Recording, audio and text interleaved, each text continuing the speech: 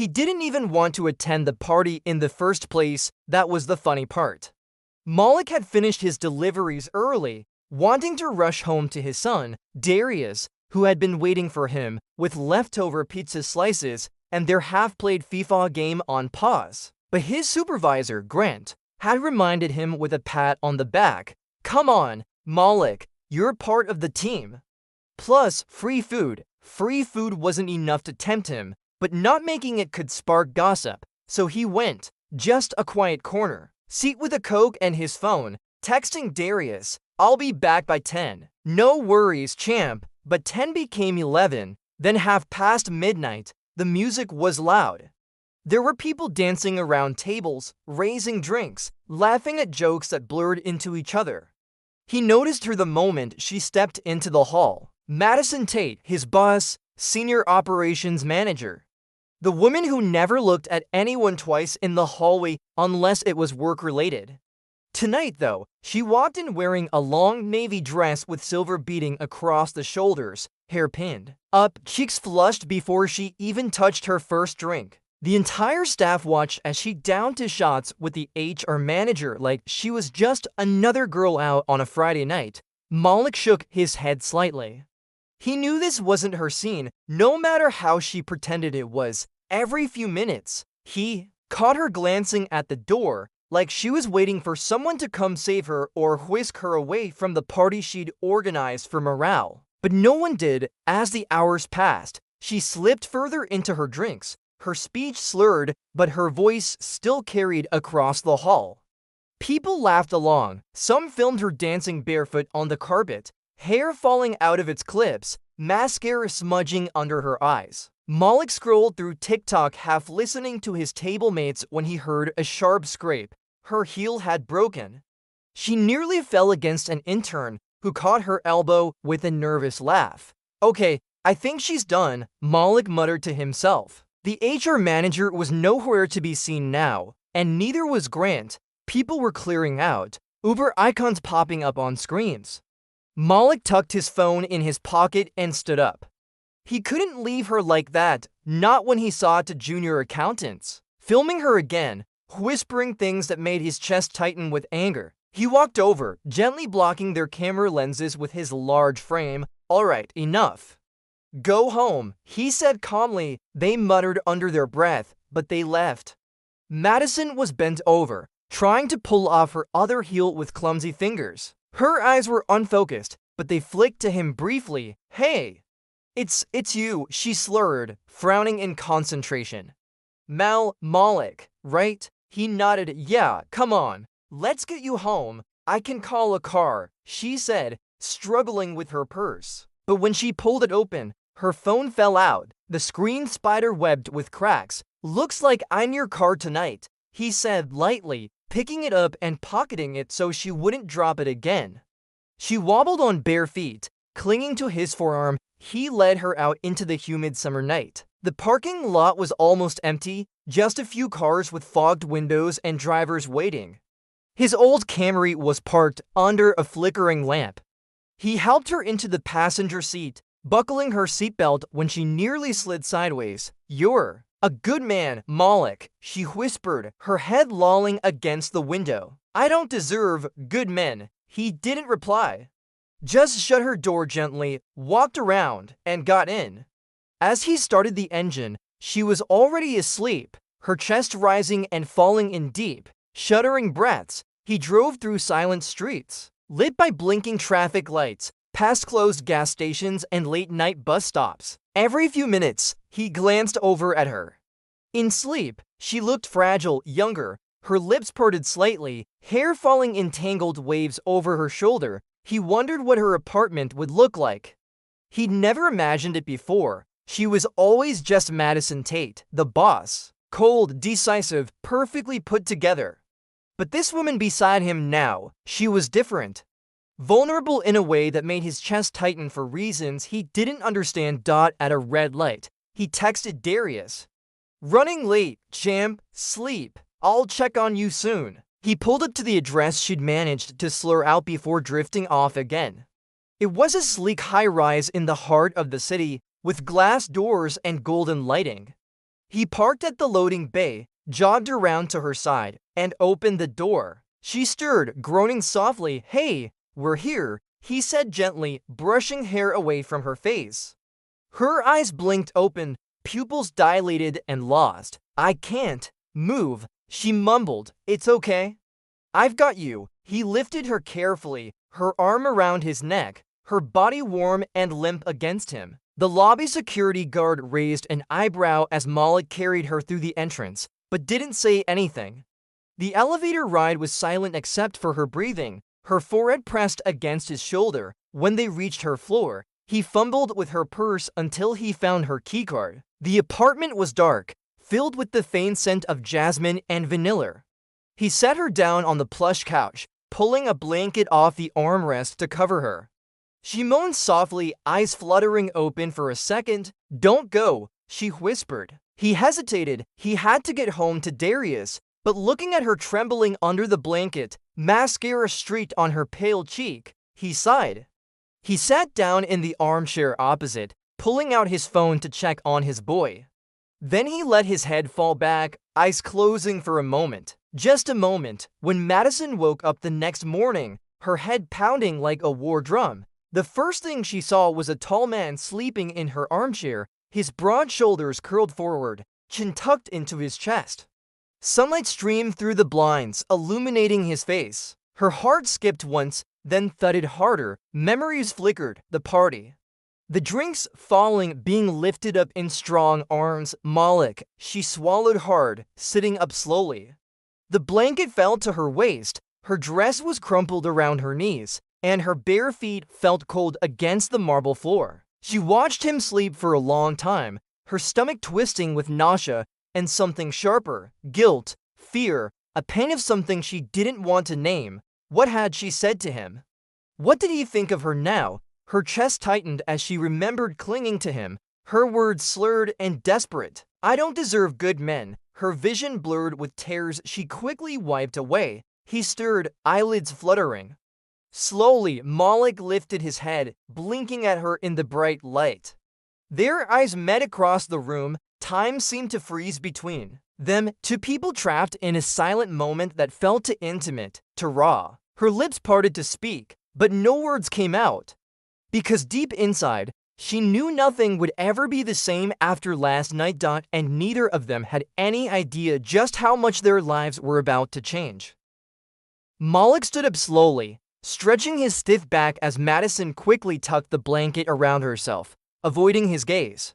The silence between them was thick, broken only by the faint hum of the refrigerator in the open kitchen. She cleared her throat, wincing at the dryness that scraped against her voice. "Did I say anything stupid last night?" she asked softly, her eyes fixed on her bare toes curled against the marble floor. He shook his head, picking up his phone and checking the time. "Nothing stupid, you were just tired." Her shoulders slumped with relief, though embarrassment still burned hot under her skin.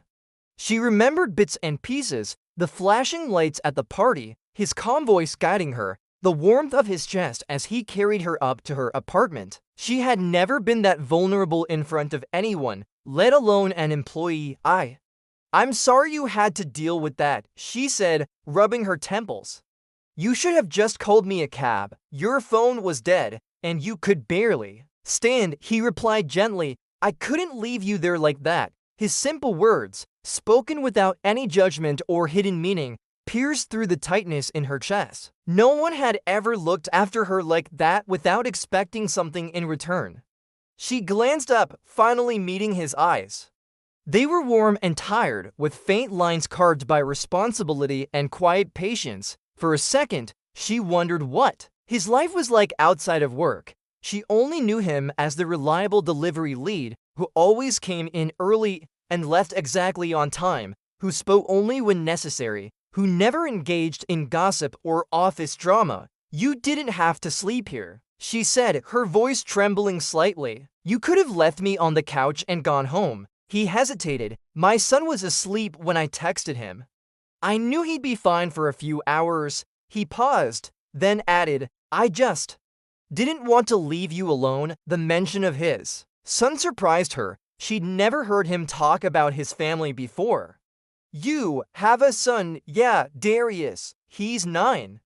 Loves pizza, hates broccoli, and thinks he's gonna play for Manchester United someday. His lips curved in a small, tired smile. Madison felt something tighten in her throat. She thought about the unopened boxes of meal kits in her fridge, the silent apartment she returned to every night, the expensive sheets that felt cold even in summer. The loneliness she tried so hard to hide behind her job titles and LinkedIn posts. You should get back to him, she said softly. Thank you for everything, he nodded, grabbing his worn leather jacket draped over the armchair. As he walked towards the door, she spoke again, her words catching him mid-step. Malik, don't tell anyone about last night, please. Their eyes met across the living room. There was a flicker of something unreadable in his gaze. Disappointment, maybe hurt, but he quickly masked it with a nod. I won't, he said quietly. Before leaving, the door clicked shut behind him. Madison slumped back on the couch, tears prickling the corners of her eyes. Why did she care so much about what he thought of her? He was just an employee. Just someone she signed pay slips for every fortnight. But as she sat there, the scent of his cologne still lingering faintly in her apartment, she realized he was the only person who had ever seen her like that, broken, unguarded, human. Malik stepped into the humid morning air, breathing deeply. The city streets were already busy with delivery vans and commuters heading to their jobs. He dialed Darius on his drive home. The boy picked up on the third ring. Dad, where are you? I made cereal, but I put too much milk and now it's like cereal soup. Malik laughed softly, the sound easing the tension in his chest. Don't worry, champ. I'll fix it when I get home. You okay? Dad, you sound weird, just tired, he said, swallowing hard. I'll be home soon. He hung up, eyes fixed on the road ahead. His thoughts kept drifting back to Madison's pale, tearful face that morning. He knew he shouldn't care. She was his boss, a different world, but he couldn't shake the image of her trembling in his arms, whispering, I don't deserve good men. Those words stuck to his ribs like a prayer or a curse. When he got home, Darius ran up and wrapped his arms around his waist. Malik ruffled his hair, forcing a smile as they sat down for soggy cereal breakfast. But all morning, as his son told him stories about his dreams and his upcoming school football match, Malik's mind kept replaying last night. Back in her apartment, Madison stood under the hot spray of the shower, scrubbing away the makeup and the smell of alcohol. But nothing could wash away the shame twisting in her gut. She had always worked so hard to keep her reputation flawless. The strong woman, the confident boss, the one who didn't need anyone. But Malik had seen the cracks in her armor, and the worst part was, she didn't hate it. She wrapped herself in a towel and stepped out into her quiet living room, her eyes falling on the empty armchair where he had sat all night to make sure she was safe. Her chest clenched painfully. She had never felt so exposed or so grateful. She didn't know what to do with those feelings, so she buried them deep down under layers of work emails and conference calls. But no matter how hard she tried, she couldn't stop thinking about him. His kindness, his patience, his strength, and deep down, a part of her feared that one day, she might need him again. Because for the first time in her life, Madison Tate realized that she was lonely. Truly, achingly lonely, and Malik, he was already fighting himself, wondering why he couldn't just leave her be. Why he wanted to protect her, why he felt like last night had changed something in him forever. He didn't have the answers yet. All he knew was that the line between boss and employee had blurred in ways he never expected, and nothing would ever be simple again. The following week passed in a blur of awkward tension for Malik. Every morning, he walked into the warehouse with his delivery manifests in hand, nodding politely to passing colleagues, trying to focus on his routes and hours. But no matter how much he tried, he couldn't shake the memory of that night, her leaning against him, whispering broken truths. It haunted him during long drives down empty industrial roads, and while carrying heavy boxes up narrow stairwells. On Wednesday, as he loaded parcels into the back of his van, Grant walked over, smacking him lightly on the shoulder. "Hey, my man, that party was wild, huh?" Grant chuckled. Saw Madison leave early. Guess she can't hold her liquor. Malik's jaw tightened. He didn't respond, just checked off another barcode on his clipboard. Grant's laughter trailed off awkwardly. As he moved away, Malik climbed into the driver's seat and gripped the steering wheel, breathing slowly. He knew how people talked about Madison behind her back, calling her stuck-up, cold, too pretty to be taken seriously. Seeing her drunk just gave them another excuse to tear her down. Halfway through his route that day, his phone buzzed with an email notification. He pulled over outside a quiet suburban house to check it. It was from Madison. "Meeting today at 3 p.m. My office." His chest tightened. He wondered if she was going to reprimand him for staying over. Maybe she regretted everything about that night. Maybe she saw his presence as a threat to her reputation. He swallowed the worrying down, finishing his route quickly before driving back to headquarters. When he knocked on her office door, her assistant gestured for him to enter. Madison sat behind her desk, scrolling through spreadsheets with her reading glasses perched low on her nose. The moment she saw him, she took them off and placed them on the table with a soft clink. Her eyes met his briefly before flicking away. "Close the door," she said. He did, stepping forward to stand in front of her desk. The silence stretched uncomfortably until she spoke, her voice calm but strained. "Thank you for coming." He said nothing, waiting. "I wanted to talk about last week." She rubbed her temples, avoiding his gaze. "I've been thinking about it a lot, about what I owe you." He frowned slightly. "You don't owe me anything, ma'am." Her eyes snapped up to his, sharp with frustration. "Stop saying that. I do. You saw me at my worst. You took care of me. I could've." She stopped herself, her fingers curling tightly on the edge of her desk. "I could have been in danger if you weren't there." He shifted uncomfortably, glancing at the framed certificates on her wall. "Anyone would have done the same." "That's not true," she whispered, her voice breaking slightly. "You don't know this place like I do, Malik. Most people, they wouldn't have cared." He didn't know how to respond to that, so he stayed silent. She stood up abruptly, walking over to the large window overlooking the warehouse below. She hugged her arms around her waist, staring out at the men and women carrying boxes, scanning labels, driving forklifts back and forth. Her reflection in the glass looked small and sad. "I've spent so many years trying to be perfect," she said softly, almost to herself. "Trying to be respected. Do you know what it's like to work twice as hard just to be treated half as well?" He swallowed hard. "Yeah, I do." She turned to face him, her eyes glossy with unshed tears. For a moment, the office felt small, like the walls were closing in around them. Then she took a deep breath and straightened her shoulders. "I have a favor to ask you," she said, her voice regaining its controlled firmness. "I need you to help me for a while."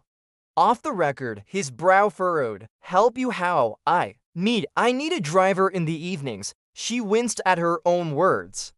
"I've been told to take a break from driving at night.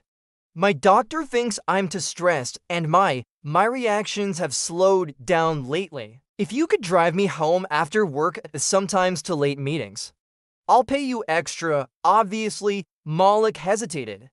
He thought of Darius waiting for him each evening with his workbook spread on the kitchen table, excited to do homework. Together, he thought of their quiet dinners, their movie nights. But then he saw the desperation in her eyes, the trembling of her fingers as she tried to appear composed. He understood too well what it felt like to need help, but have no one to ask. "I can't do every night," he said finally, "but I can do most, as long as I'm home by 8 for my son." Relief flooded her face, softening her features. "Thank you," she whispered. The next few weeks fell into an unexpected rhythm. Every evening after finishing his routes and checking in with Darius by phone, Malik would drive Madison home. Sometimes they sat in silence, the hum of traffic filling the gaps between them. Other times, she asked about his day, about Darius's football matches, about the best delivery routes through the city's chaotic traffic. She seemed to genuinely listen, her gaze thoughtful and warm, so different from her cold office persona. One evening, as they drove past the riverfront, Madison spoke softly, almost hesitantly. "I used to come here with my dad when I was little," she said, staring at the twinkling lights reflecting off the water. "We'd sit on the benches and eat ice cream. He'd tell me I was going to run the world someday." "What happened to him?" Malik asked gently. "He died when I was 15, she whispered, her voice catching. "Heart attack. Too much stress, too little rest, I guess."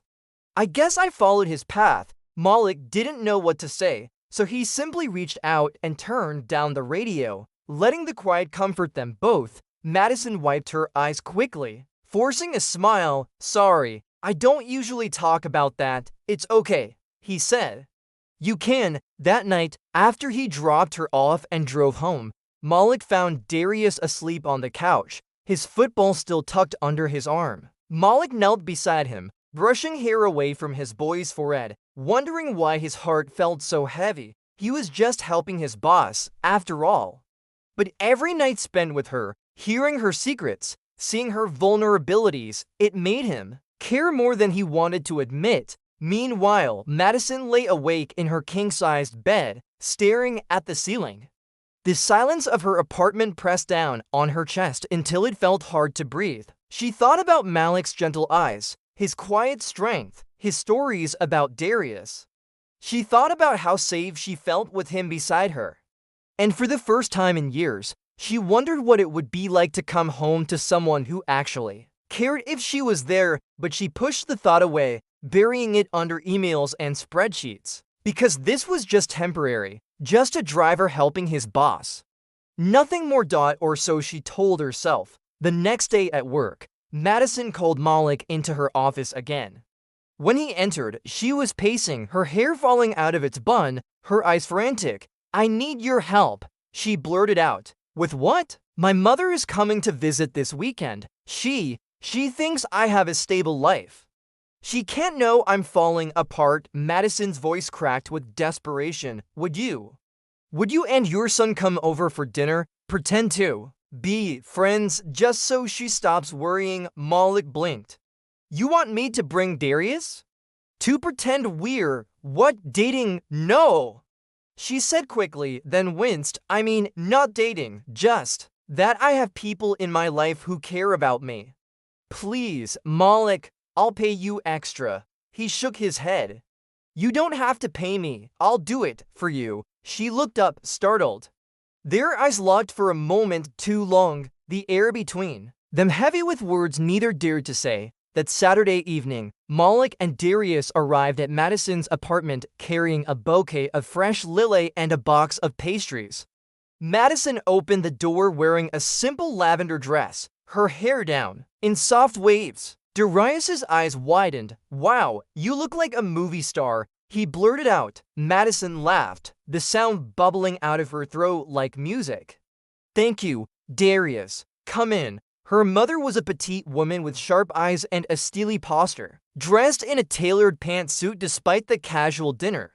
She raised an eyebrow as Malik introduced himself and Darius. Over dinner, she watched them closely, asking probing questions about their lives. Darius charmed her with his stories about football, while Malik spoke politely, avoiding any mention of how he actually knew Madison. After dessert, as Darius played with Madison's tablet on the couch, her mother pulled Madison aside into the kitchen. "He's a good man," her mother said quietly, glancing over at Malik. "Don't let your pride keep you alone forever." Madison swallowed hard, her eyes stinging. "It's not like that, Mama." Her mother patted her cheek softly.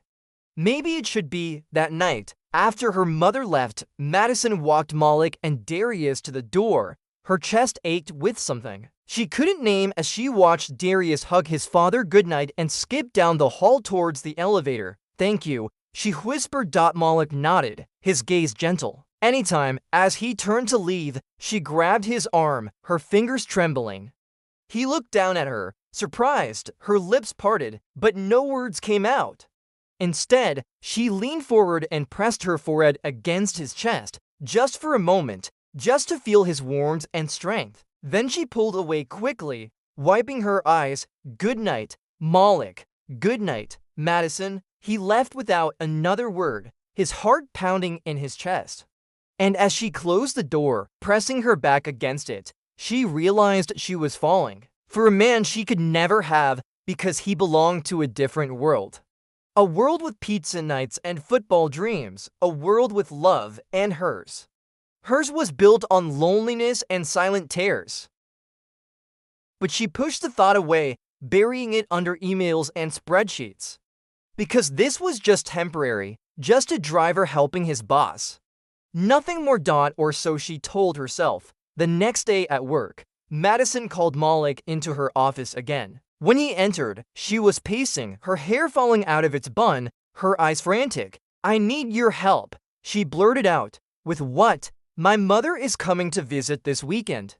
She thinks I have a stable life. She can't know. I'm falling apart." Madison's voice cracked with desperation. Would you and your son come over for dinner?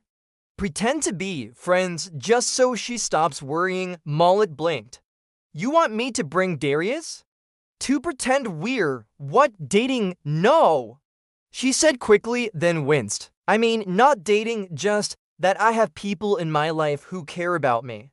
"Please, Malik, I'll pay you extra." He shook his head.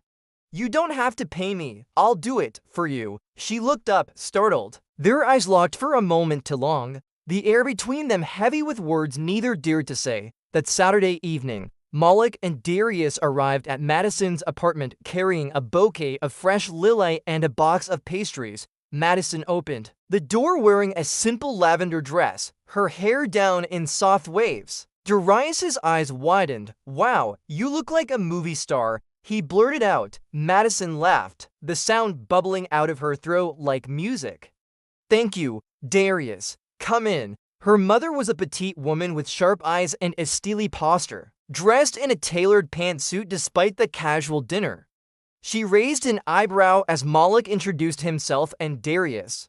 Over dinner, she watched them closely, asking probing questions about their lives. Darius charmed her with his stories about football, while Malik spoke politely, avoiding any mention of how he actually knew Madison. After dessert, as Darius played with Madison's tablet on the couch, her mother pulled Madison aside into the kitchen. "He's a good man," her mother said quietly, glancing over at Malik. "Don't let your pride keep you alone forever." Madison swallowed hard, her eyes stinging. "It's not like that, Mama." Her mother patted her cheek softly. Maybe it should be. That night, after her mother left, Madison walked Malik and Darius to the door. Her chest ached with something she couldn't name as she watched Darius hug his father goodnight and skip down the hall towards the elevator. "Thank you," she whispered. Malik nodded, his gaze gentle. "Anytime." As he turned to leave, she grabbed his arm, her fingers trembling. He looked down at her, surprised, her lips parted, but no words came out. Instead, she leaned forward and pressed her forehead against his chest, just for a moment, just to feel his warmth and strength. Then she pulled away quickly, wiping her eyes. "Good night, Malik. Good night, Madison." He left without another word, his heart pounding in his chest. And as she closed the door, pressing her back against it, she realized she was falling for a man she could never have because he belonged to a different world. A world with pizza nights and football dreams, a world with love, and hers was built on loneliness and silent tears. But no matter how hard she tried, she couldn't stop hoping that maybe, just maybe, he could be her world too. The weeks that followed felt like a quiet shifting of seasons neither Malik nor Madison could ignore. Each evening, after the warehouse lights dimmed and the last trucks rumbled out into the streets, Malik would find Madison waiting near the glass entrance, her slim figure silhouetted against the lobby lights. She always had a different excuse: late night meetings, too tired to drive, errands, she didn't want to run alone. And each time, he drove her wherever she needed, silent at first until she asked about his day. He never spoke much about himself, But whenever he mentioned Darius, his entire face changed, lighting up with pride and warmth. Madison found herself craving those glimpses into his life. The way his eyes softened as he spoke of his son's new maths teacher, or the way Darius insisted he'd become a professional footballer even though he'd lost 3 matches in a row. Those small stories chipped away at the walls around her chest, revealing a longing she didn't know she carried. One Wednesday night, as he drove her home in the quiet hum of the city, she spoke softly without looking at him. "Do you ever get scared?" she asked. He glanced at her briefly. Of what? Of failing, of not being enough for Darius? Malik's jaw tightened. He kept his eyes on the road, but his voice lowered with a raw honesty that made her chest ache. "Every day," he admitted, "I wake up wondering if I'm giving him the life he deserves. If I'm enough to fill the gaps his mother left behind. If he'll grow up and wish for someone else as his father." Her breath caught. She wanted to reach out and hold his hand, but she didn't. Instead, she whispered, "You are enough." More than enough. He didn't respond, but she saw the slight tremble in his hands gripping the steering wheel. Later that week, Madison had an important board presentation. She spent nights in her office, editing slides, writing speeches, and practicing in front of her bathroom mirror at home until her voice turned hoarse. On the morning of the presentation, Malik saw her in the staff kitchen, staring blankly into her coffee cup, dark circles blooming under her eyes like bruises. "You okay?" he asked softly. She looked up at him with a tired smile. "I will be after today." He hesitated, then reached out and tucked a stray lock of hair behind her ear. The gentle, unexpected touch made her freeze. Their eyes met, the tension thick between them, until a warehouse worker walked in, breaking the moment. Malik pulled his hand away quickly and walked out without another word, leaving her standing there with her heart thudding so loudly she thought everyone could hear it. The presentation was a success. Her team celebrated with a quick lunch gathering in the main conference room, toasting her achievement with sparkling water and cupcakes. But even as she smiled and thanked everyone, her eyes kept drifting towards the warehouse floor visible through the glass, where Malik was lifting boxes onto pallets, his shoulders straining under the weight. That evening, she asked him to drive her home again. On the way, she told him about the presentation, her words tumbling out in breathless relief. He listened quietly, nodding, a small smile playing on his lips. "I'm proud of you," he said simply. Those words nearly made her cry.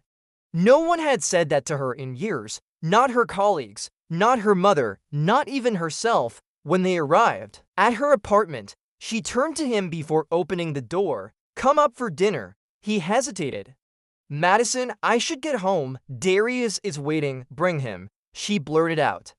"Please, I ordered too much Thai food. It'll go to waste." An hour later, Malik and Darius sat at her dining table, eating noodles and spring rolls while Madison laughed at Darius's impressions of his school principal. The apartment felt alive with their voices. After dinner, Darius sprawled out on the couch with his homework, and Malik helped him with tricky maths questions while Madison watched them quietly from the kitchen, sipping her tea. Her chest ached with longing. Seeing them there, father and son, laughing softly under her warm lights, made her realize just how empty her life had been until they entered it. After Malik tucked Darius into the spare room to nap before the drive home, Madison poured them both glasses of water and sat down across from him on the balcony, the city lights flickering below. "Thank you for tonight," she said softly. He shrugged. It wasn't nothing to me," she whispered. Her eyes filled with tears, but she quickly blinked them away. "I don't remember the last time I laughed at dinner or felt like this apartment was a home." He didn't respond. Instead, he watched her quietly, his gaze filled with emotions he couldn't put into words. "Malik," she said, her voice trembling, What are we doing?" He sighed deeply, rubbing his hand over his face. "I don't know. Do you want this to stop?"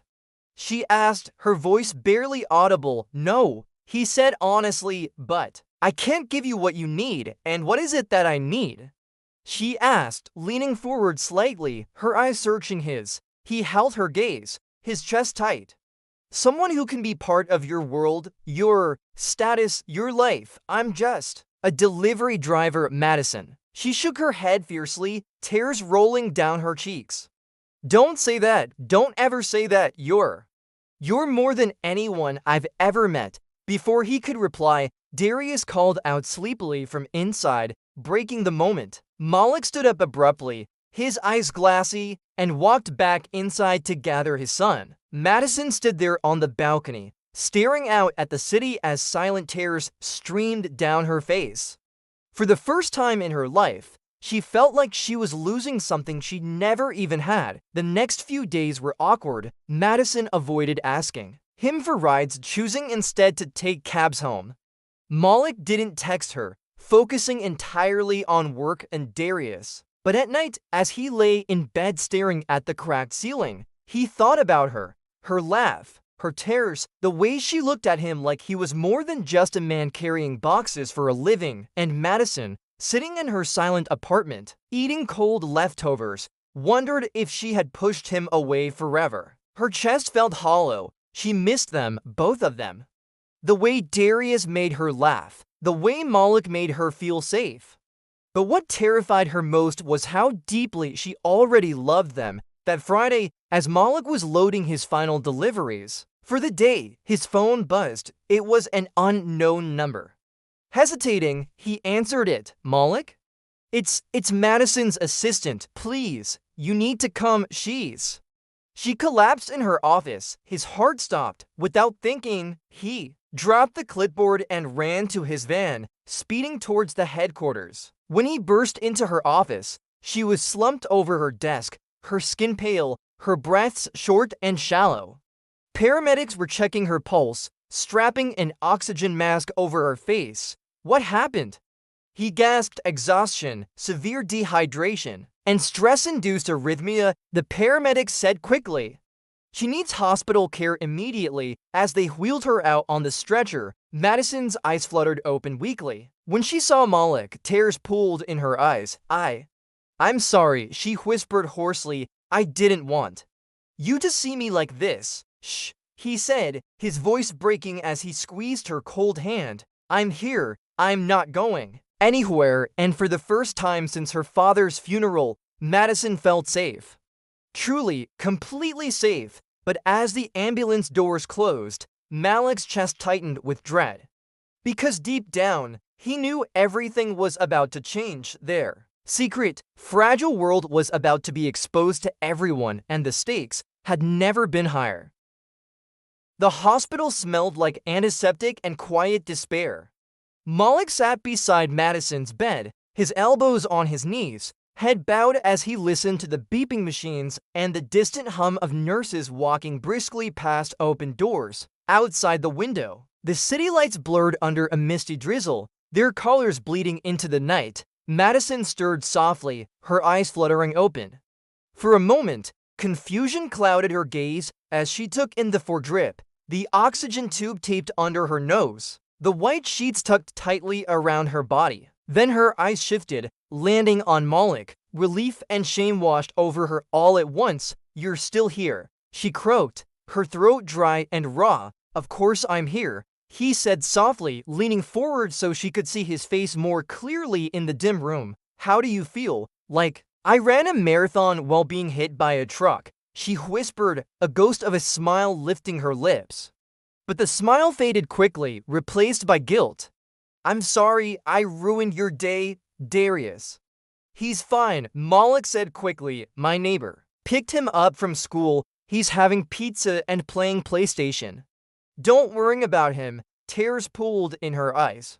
I hate this, she whispered. I hate being weak.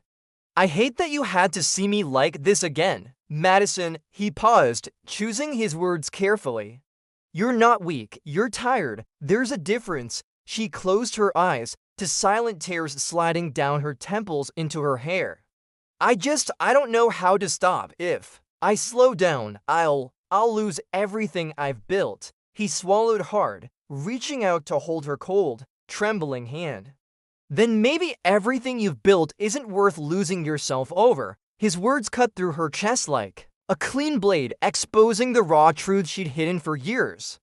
She squeezed his hand weakly, her lips trembling as she whispered, "Stay, please." "I'm not going anywhere," he said quietly. The next morning, Madison was discharged with strict orders to rest and reduce her workload immediately.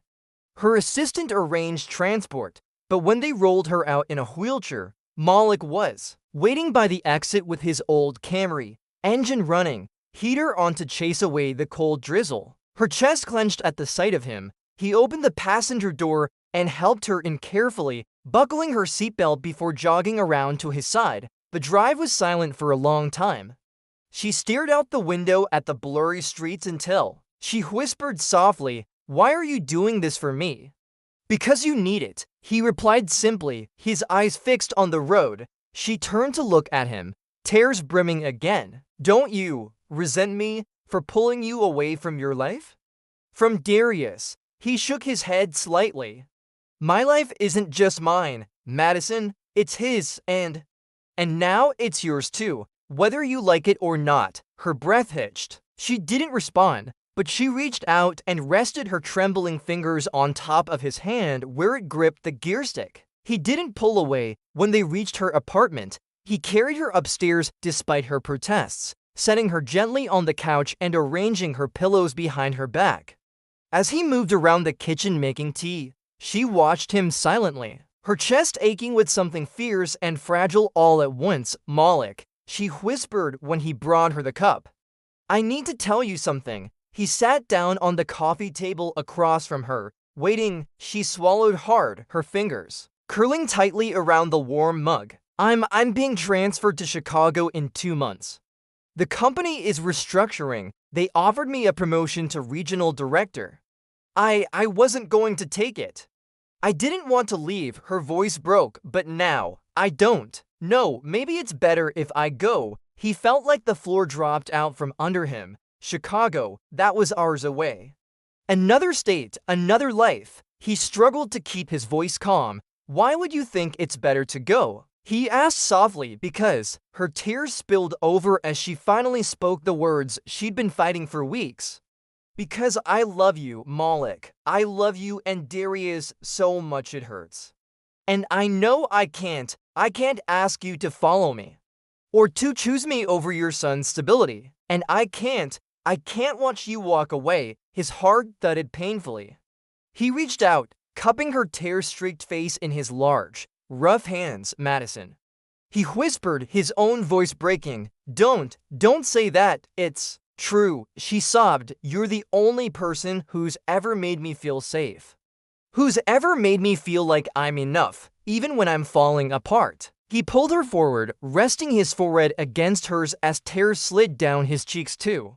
"You are enough. You've always been enough." She clutched his wrists, sobbing softly against him.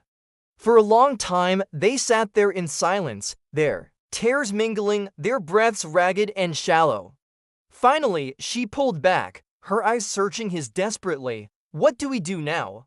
she whispered. He swallowed hard, shaking his head. "I don't know." That evening, as Malik drove home, his mind spun in circles. Chicago, promotion, love. He wanted her. God, he wanted her more than he'd ever wanted anything. But he also wanted stability for Darius.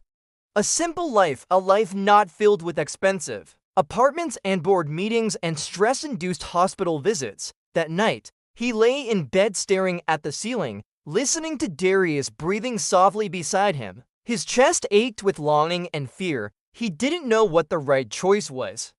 All he knew was that whichever path he chose, someone would be hurt. Meanwhile, Madison sat in her silent apartment, staring at the untouched tea he'd made her. She ran her fingers over the chipped ceramic mug, tears sliding down her cheeks as she whispered to the empty room, "Please, don't let him go." The next morning, Malik woke up to dozens of missed calls. His phone buzzed again in his hand. It was Grant. "Malik, thank God. Listen. There's been an accident. Madison's been in a car crash. She's in critical condition." His heart stopped. Everything went silent around him except the thudding of his own pulse. He grabbed his jacket and keys, shouting for his neighbor to watch Darius, and ran out the door, tears already blurring his vision. At the hospital, he found her mother sitting in the waiting room, her hands clasped tightly in her lap, her eyes swollen from crying. When she saw Malik, she stood up and threw her arms around him, sobbing into his chest. She was on her way to work. Her car skidded in the rain. The doctors say she might not wake up. Her mother choked out. Malik staggered backwards, sinking into a plastic chair as the world spun around him. He buried his face in his hands, sobs racking his shoulders. Please, God, please don't take her. Please don't take her away from me. Hours passed like slow torture. Nurses and doctors walked in and out of her room, but no one called for him. Finally, her mother stood and walked to the window, her shoulders trembling as she whispered, "She loved you, you know. She told me that you were the only man who ever made her feel safe." He couldn't respond. His chest hurt too much to speak. That evening, as dusk settled over the city, a nurse approached him softly. "She's awake. You can see her now." He stumbled into her room, his legs weak with relief. Madison lay there, pale and bruised, tubes taped to her arms, her lips dry and cracked. But when she saw him, her eyes filled with tears. "You came," she croaked. He rushed forward, kneeling beside her bed, gripping her hand tightly. "Of course I came. Don't ever scare me like that again." She smiled weakly, tears slipping down her temples. "I thought I'd lost you." "Never," he whispered fiercely.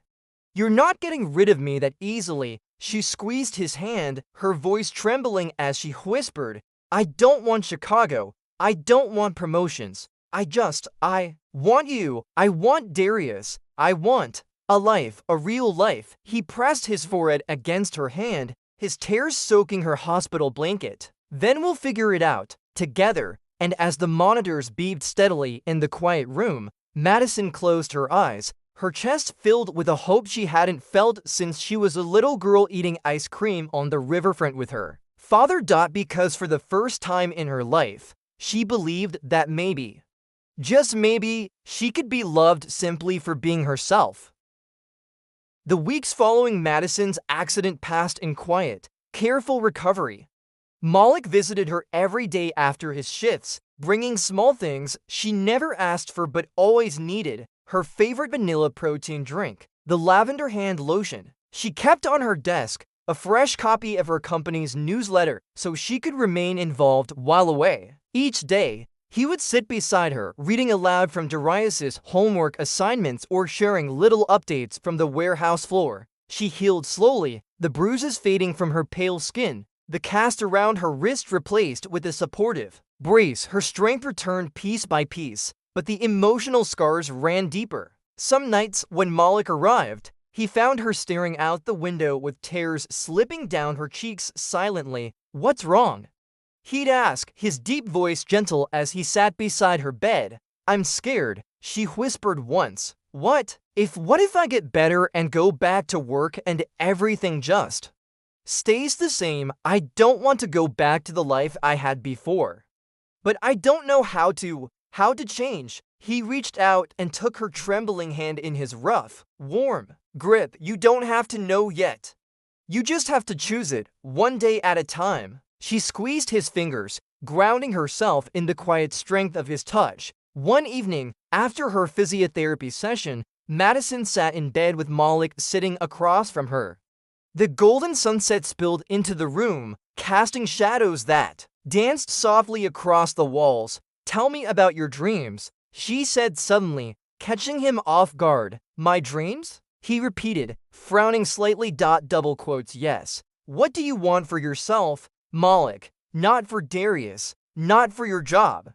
For you." He thought for a moment, staring down at his hands. I've never really let myself think about that ever since Darius was born. He's been my only dream, making sure he eats, sleeps, learns, grows happy. That's all I've wanted." She reached out, covering his hand with hers. "But you're allowed to want something for yourself too." His throat tightened. I don't know what that would even look like. Maybe, she said softly, her voice trembling with vulnerability. Maybe it could look like this. Us, a home, together. He looked up at her, his eyes dark with fear and longing. Madison, I don't know if I can give you the life you're used to. I don't want that life anymore, she whispered, her eyes brimming with tears. I just want you. I want to come home to you and Darius. I want family.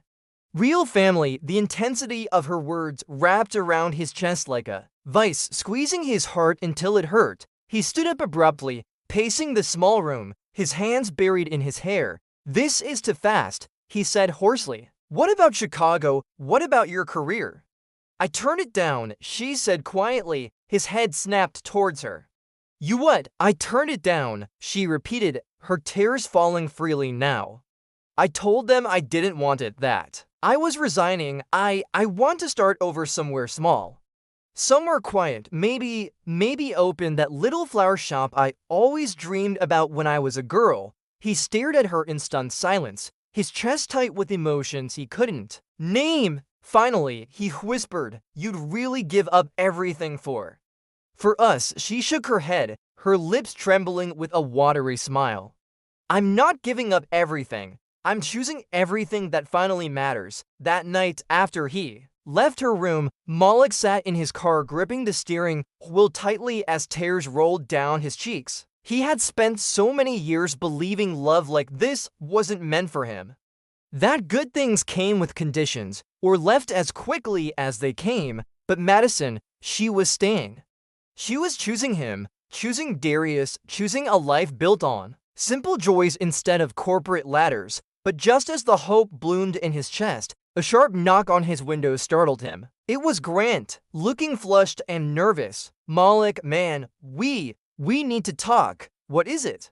Malik asked, rolling down his window slightly. Grant swallowed hard, glancing back towards the hospital entrance. HR just called me. There's an anonymous complaint about you and Madison, about your relationship.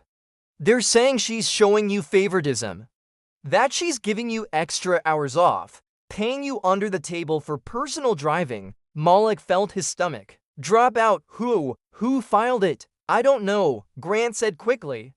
But corporate is launching an investigation. If they find out you two are involved, they could fire her. And you? Malik closed his eyes, leaning his head back against the seat as dread flooded every inch of his body. I have to tell her. Inside, Madison lay awake staring at the ceiling, thinking about Malik's terrors, the way his voice broke when he spoke about dreams. She had never wanted anything as badly as she wanted him. She imagined quiet mornings making pancakes for Darius before school, afternoons tending potted orchids in a sunlit shop window, evenings curled up with Malik on the couch watching silly crime shows. She imagined falling asleep in his arms every night, safe for the first time in her life. But her dreams shattered when Malik walked into her room later that night, his face pale and drawn. When he told her about the complaint, her entire body went cold. I'm so sorry, he whispered. I never wanted this to affect your career. She shook her head, numb. It was going to end anyway. Either way, I can't keep living like this. Let them fire me. Let them end it. I don't care about the company anymore. You might care when you don't have a job, he said softly, brushing her hair back from her forehead. I'll figure it out, she whispered. Just don't leave me. He kissed her forehead gently, his tears falling onto her skin. Never. The next morning, Madison called her mother. She hadn't spoken to her since the accident. When her mother picked up, Madison whispered, Mama, I'm leaving the company. I think I finally found what Dad wanted for me. Her mother was silent for a long moment before saying softly, then hold on to it, baby. Don't let fear take it from you. That afternoon, Madison handed in her resignation papers. HR tried to talk her out of it, but she simply smiled, shook their hands, and walked out of the glass building that had trapped her for so many years. Malik was waiting outside with Darius in the back seat, his small face pressed eagerly against the window when she stepped out. Malik got out and walked towards her slowly, almost afraid it was a dream. Are you sure? He whispered. She nodded, tears spilling down her cheeks as she threw her arms around his neck. I've never been more sure of anything in my life. Darius jumped out of the car and wrapped his arms around both of them, giggling when they nearly toppled over. Madison laughed through her tears, kissing the top of his curly hair. Can we get pizza? He asked brightly. She pulled back and cupped his cheeks. We can get anything you want. As they drove away, the tall glass building grew smaller. In the rearview mirror, replaced by the sprawling suburbs, then quiet tree-lined streets. Madison rolled down her window, breathing in the crisp autumn air, feeling lighter than she had in years. But just as they pulled up to Malik's small apartment complex, his phone buzzed with a text from an unknown number. He frowned, reading it quickly before his face drained of color. What is it? Madison asked, fear curling in her chest. He swallowed hard, handing her the phone. The message read, you think you're free now. This isn't over. I know what you did. I know everything. Her hands trembled as she looked up at Malik, her heart pounding violently in her chest. Who is that? He shook his head slowly, dread filling every inch of his body.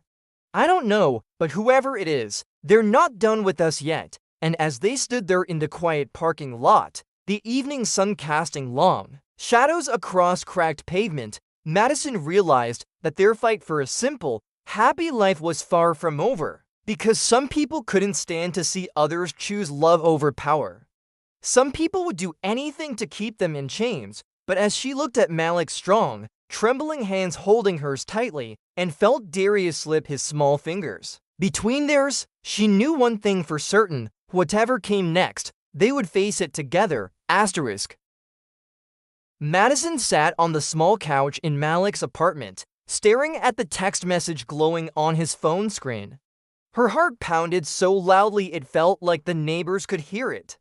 Darius sat cross-legged on the carpet with his football, glancing up at them with quiet confusion. Daddy, what's wrong? He asked softly. Malik forced a smile and ruffled his hair. Nothing, champ. Just grown-up stuff. But Madison saw the tightness around his eyes, the way his jaw clenched as he slipped the phone back into his pocket. She reached out, resting her hand on his trembling knee. We'll figure it out, she whispered. He looked at her, his eyes filled with fear and love all at once. What if they take everything from us? Then we start again, she said firmly. As long as we're together, it doesn't matter where we are. That night, after Darius fell asleep on the couch in front of a superhero cartoon, Madison and Malik sat on the small balcony overlooking the quiet street below. The city lights flickered in the distance, casting a faint glow over the cracked pavement and rusted cars lining the curb. Do you think we're making a mistake?